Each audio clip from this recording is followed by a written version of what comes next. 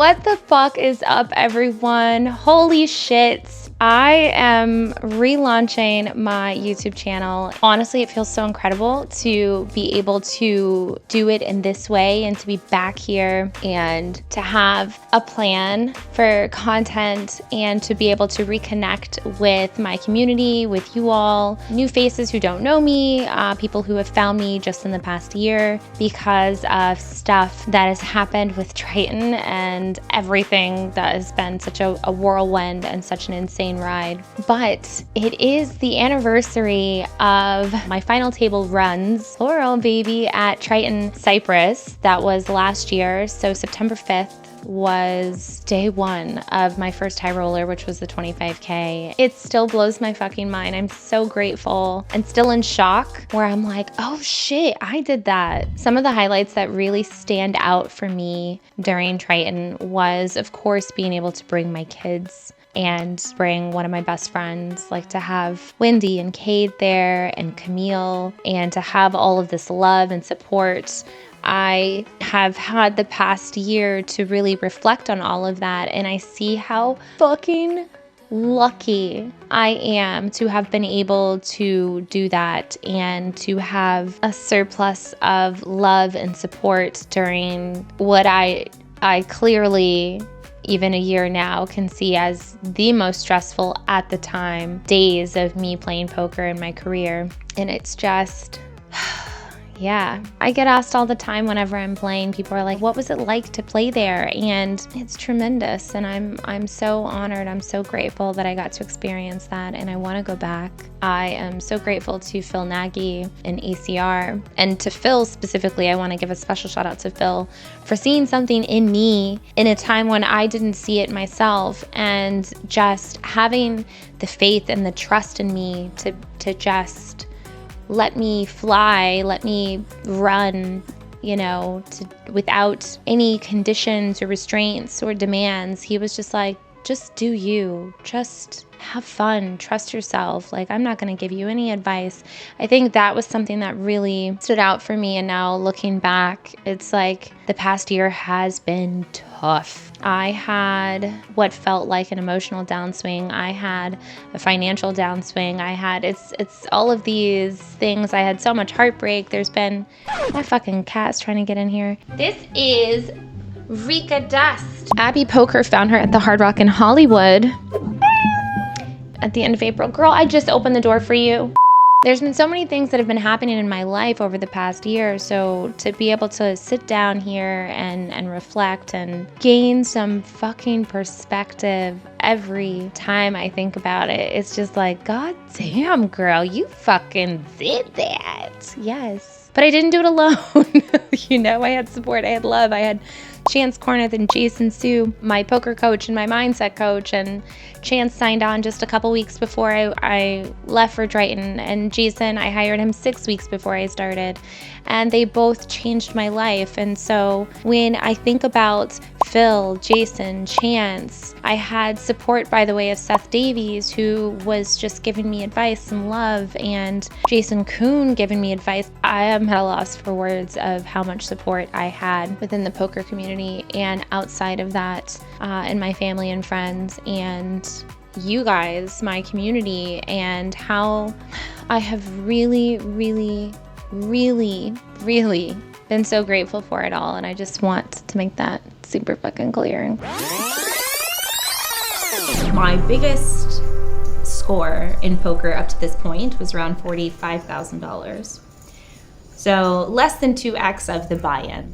And the min cash for this event, right around like $55,000. So I was one player away from having my biggest score of all time. So here's what he was waiting for. Here he's all in. Check all spades. Get his love shows king 10, king of hearts, and all diamonds. Good luck, gentlemen. $51,000 bubble, Yuri. You see a lot of black cards. Yuri has 2 black cards. Queen of hearts, and we use Yuri. Is now Yuri.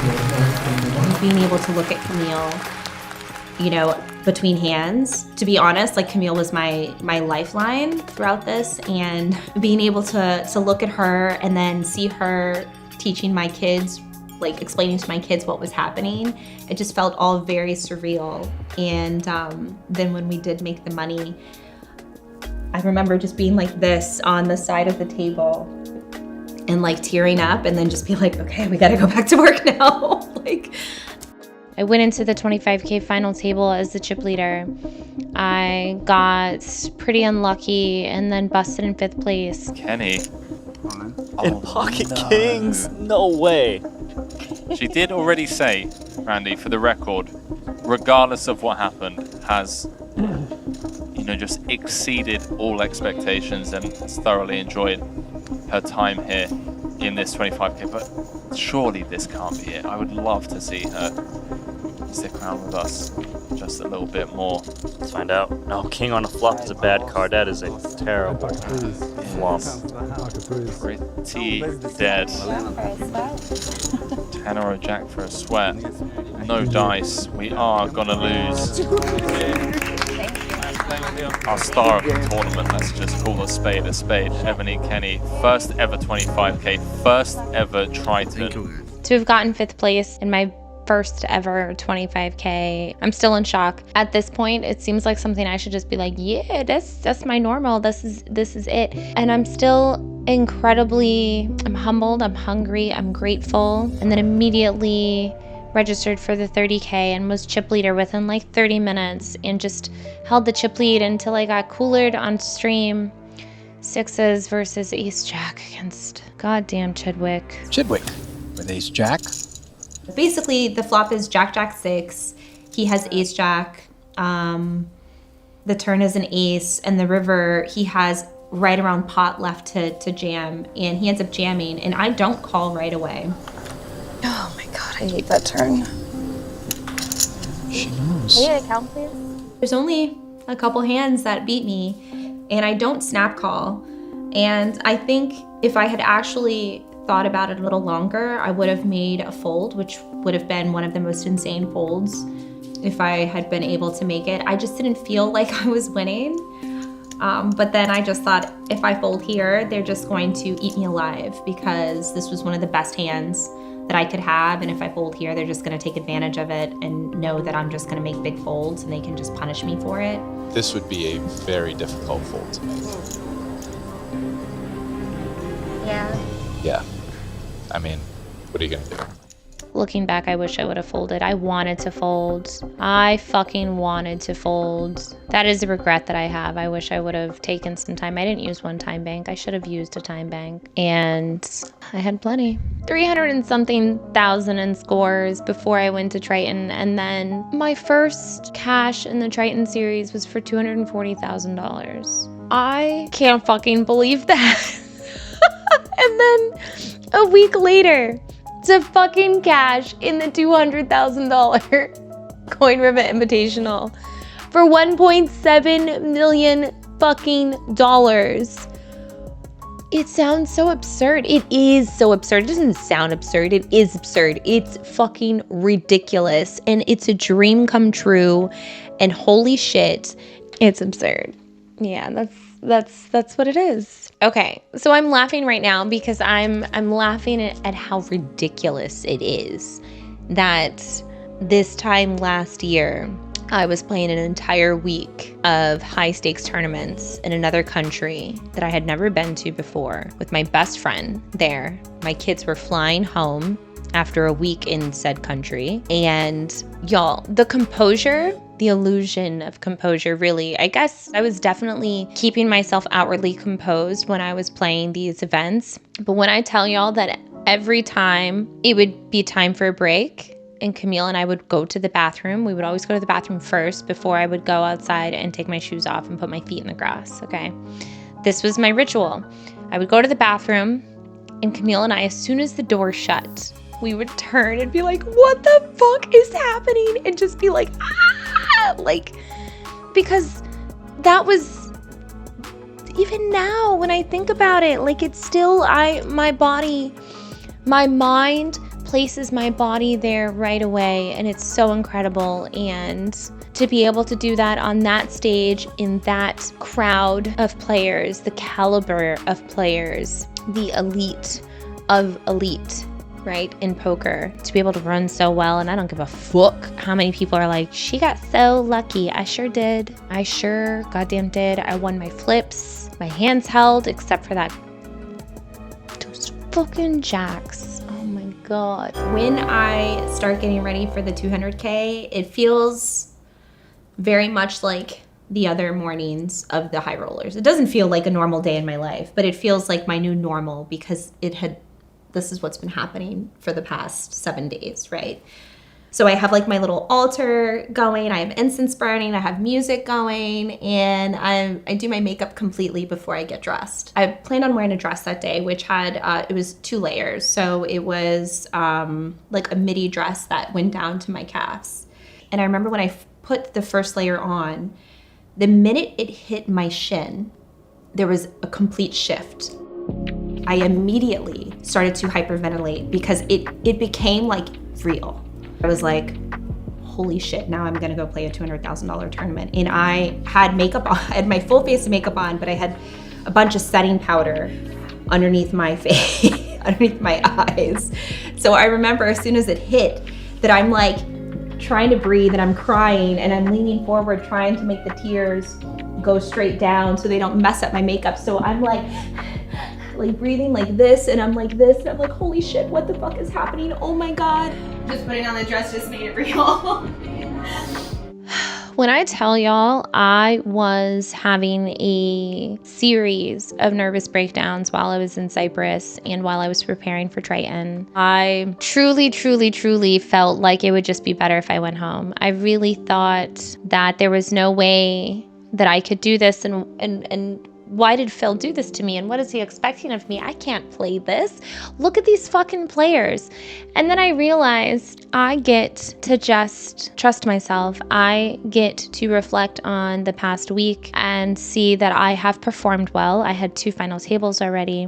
I had bubbled 2 tournaments and I had gotten 5th in another. I was doing exceedingly well compared to what everybody's expectations of me were, which was not fucking much, in case y'all didn't realize. Nobody expected anything of me, not anyone that didn't know me. Whereas like the people who I had in my life and my loved ones were reminding me leading up to this series that I get to go out there and I get to crush and I get to have fun and I get to be the badass that I am, and I get to just trust myself. And my mindset coach constantly put that into my head and was just like, you are an expert at being you, period, point blank, period. Just go out there and don't worry about what else it looks like to anyone else. Do you. And Chance told me, hey, you're going to make mistakes. You're going to embarrass yourself. You're going to do this. He didn't say like, you're going to fuck up. He's like, but just don't worry about it. Okay. Like, what's the worst that's going to happen? And what? I had already done the things that I was afraid of doing, which was like checking back 6 high in position on a feature table of the 25K. I had already done that. So what else was I gonna do? Like, yeah. So amongst all of these nervous breakdowns, I just decided I was going to lean into the fun of it, the potential of it, the possibility of it, the moment of it, and really think about the opportunity that was presented before me. And I wanted to take it all in. And like, how often do you get to sit with these players in such a small, intimate space and getting to learn by watching the very best in the world compete and having them turn to you. Like having fucking Fedor turn to me and just like talk to me about when he and I had met years ago in St. Martin when he was a fucking kid, to play the entire week with these players that I had, that everybody looks up to in some way, right? There's something about something. There's something about something. There's something about every single one of these players that someone in poker can turn to inwardly and be like, I want a piece of that. I want some of that. And to be able to be here in this $200,000 invitational, to be the only woman on the professional poker player side, it's crazy. It's really crazy. And for me to dig down deep, I really liked the way that I played in the 200K. I was really proud of my play. There were a couple things that I didn't pull the trigger on. There were a couple things I picked up on that I didn't follow through on, but my instincts were right and my gut was just... She was on fire, girl. This girl is on fire. She's walking on fire. Okay. And I remember rushing over to watch the hand because we were hand for hand. Okay, listen. I don't think y'all understand what it was like on the money bubble of the 200K. When we were 2 away, I got down to 2.5 big blinds. 2.5 big blinds, 2 away from the money, the biggest money bubble of my life at that point. And to grind from 2.5 big blinds to 28 big blinds within 4 hands of the money bubble. But then to get it in with kings on the money bubble. And honestly, a lot of people know the pressure of playing hands on the money bubble, and there's nothing like being all in, because, you know, this is the time when it matters the most, because this is everything that you've worked for, right? Like tournaments, you've put in hours. It's not like a cash session where you're just like, ooh, I'm all in. It's this one hand. There's still such an impact with the time invested in poker tournaments, the implications of every single hand, and what the potential of it all is, right? The potential of disaster, the potential of celebration, the potential of victory, the potential, you know, there's so much. And it's like you can live and die in these moments, and to do it on the money bubble is so excruciating. And for me to have been all in 4 times, I was all in 4 times in the money bubble. I lost the first one, ace queen suited versus ace 8 suited and ace queen offsuit, and ace 8 hits you know, whatever the fuck, doesn't matter. But then I'm just down to crumbs. And then to be all in where I'm just expected, I was 19 of 19 left with 17 getting paid, and I'm just supposed to be the one to bust with 2.5 big blinds. This is just so simple. Like, this is the end of my story. And then it just wasn't. And the roller coaster of emotions that I was feeling was insane. And so when we lost a player and we were down to 18, and then the hand that was all in and called and would eventually bust the bubble was on the feature table. And I remember walking over to go see it, and it was ace king versus pocket tens, and tens held. And I just instantly started crying. And like, I can feel it now. It's still crazy. It's still fucking crazy. Okay. Anyway, watch the documentary. There's so much there, and then there's so much more here, and there's going to continue to be so much more here. It's crazy. Okay. You can hear Tony G screaming when the money bubble bursts, and he's like, we made the money, Leo. And I just looked at Susan, looked right at him, and I immediately started crying and hugged Camille, and we had our champagne. Well, Camille had her tea. And the river. My time! By dollar! We made the money, Leo. Congratulations everyone, you're all in the money. 70 ways moving. When the tens held and the floor announced, congratulations players, you are now all in the money, and I now had cashed for $380,000. Susan had already had glasses of champagne ready. $380,000 glass of champagne. Let's go. Yeah. And Camille doesn't drink, so she had her tea. And we cheers, and she and I hugged, and she was like, great job, now go fucking crush. There are very few things in life that I have done that compare to that moment. And that specific moment in Triton was only topped by the rest of that 200K. Like making day 3, making the final table. And at one point I was 3 of 9 on the final table of the 200K with $5.5 million for first. I'm sorry, what? So I get to play for potentially millions of dollars when just a week ago, my biggest score was $45,000. My first double up hand on day 3 was against Tony G. Oh, and wow, Tony G into Ebony Kenney. They're gonna get it in. It had folded around to him in the small blind, and he jammed, and I was in the big blind with ace queen. In great shape here to double up. scary. It's scary. 10-9-4 open-ender. I just remember when the flop came out and he flopped a straight draw, that I just kept telling myself, it doesn't matter what happens. It doesn't matter what happens. This has been amazing. Sure is a ton. That is not one of them. Cleans a lot of them off. It does. Remove 6 of them. Tony needs a jack or a 6 to eliminate Kenney. Doesn't get it. And Ebony Kenney will not bow down. Every single hand felt like the hand. And the longer I stayed in, the heavier it felt. When I busted Tony G to make the final table of the 200K, I couldn't fucking believe it. Like, what? What is it even anyone supposed to say? Like, it's like this idea where you're just like, I mean, of course, and and it's just like, no. No, I was in shock, and I consistently stayed in shock. And every time I thought I had the top level of shock that my body and mind and heart and everything could possibly reach, then it was just like, ha ha ha, here's a new level of shock for you. And that is what was happening.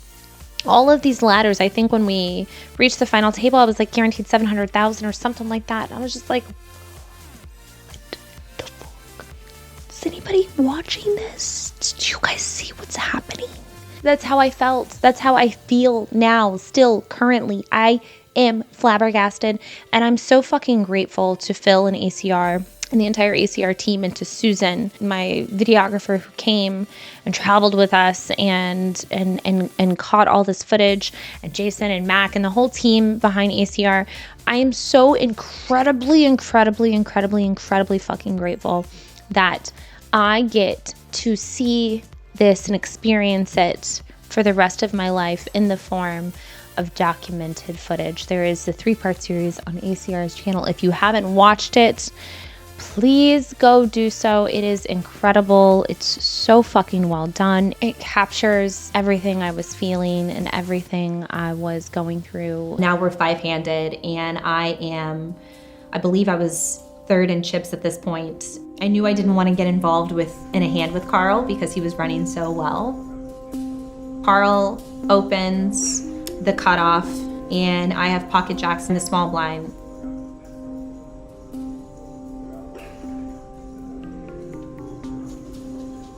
Well, And I jam. Don't think he's... everything we've seen so far, he's called much worse hands than this one. I don't know. How much did? 3.6. 18 big blind jam. It's interesting, actually. He's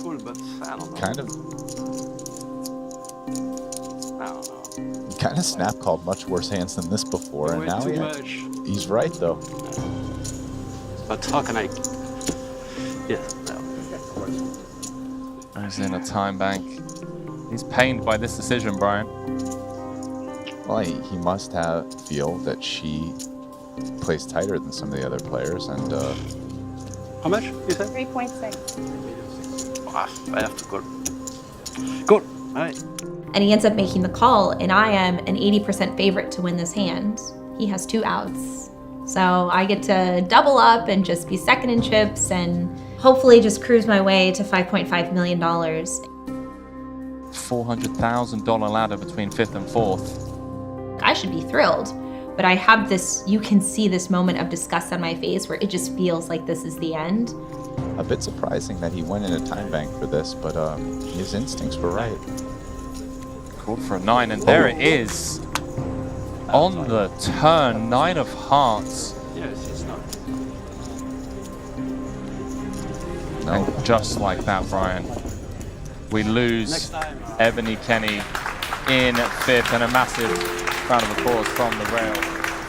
And it was, but it really just feels like it's the beginning, So in the moment, I was so grateful. So the jacks didn't bother me in that moment because I was just like, $1.7 million, girl. Like, how the fuck? Who the fuck would I be when I think about where I came from and my path leading up to that point if I was upset about getting 2 outed on a final table where $5.5 million was for first and I got 1.7 million.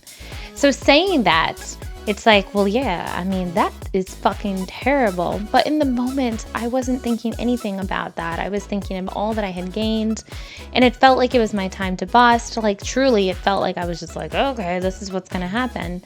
And I was just so grateful. But when I tell y'all these months after, the fucking nightmares that I've had, it took some time to sink in. And boy, when it did, I was like, God fucking, blah. Yeah, to have my biggest cash of my life a week ago in that moment, and then to follow it up with like another biggest cash of my life. What is my life? What is this? What is happening? All right, listen up, girl. It is September 6th.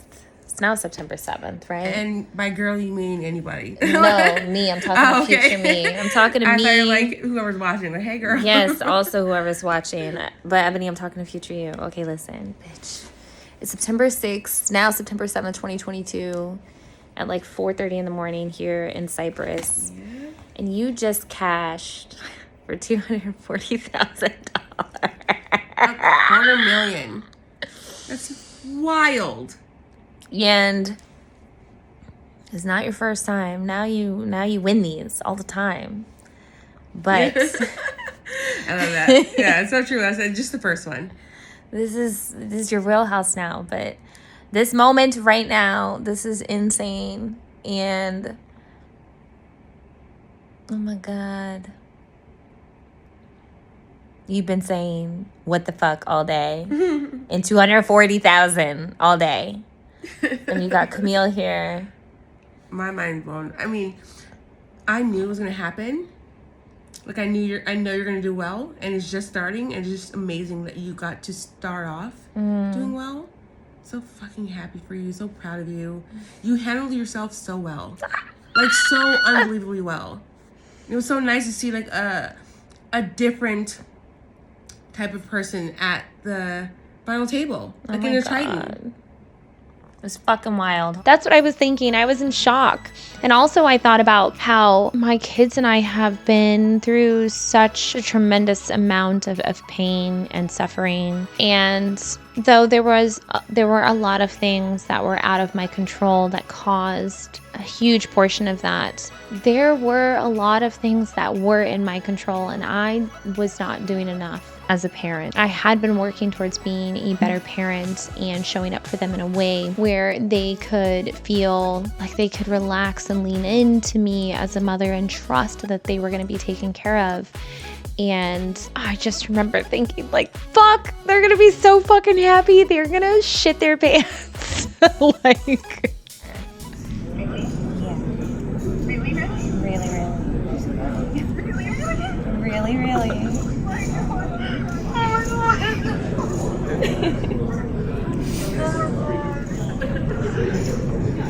I said it before and I will say it again. This is just the beginning. I have been in the poker industry for 20 fucking years, and I truly feel like I am just getting started, and I am so excited to take you all along with me on this journey. Hopefully more Tritons in the future, and more final tables, more salsa dancing, more good food, more tears, because let's face it, if you have been around at all for any time, you know that I'm a goddamn crier, and that's just what it is. Don't forget to subscribe, please, and also tell me your favorite thing in this episode, and please comment below. Tell me what you want to see and hear more of from me. I am so thrilled to be able to connect with you all again in this way and bring you bigger and better content, baby. So good luck, everyone out there. Lead with love and own your shit. And I will see you in the next video. Mwah.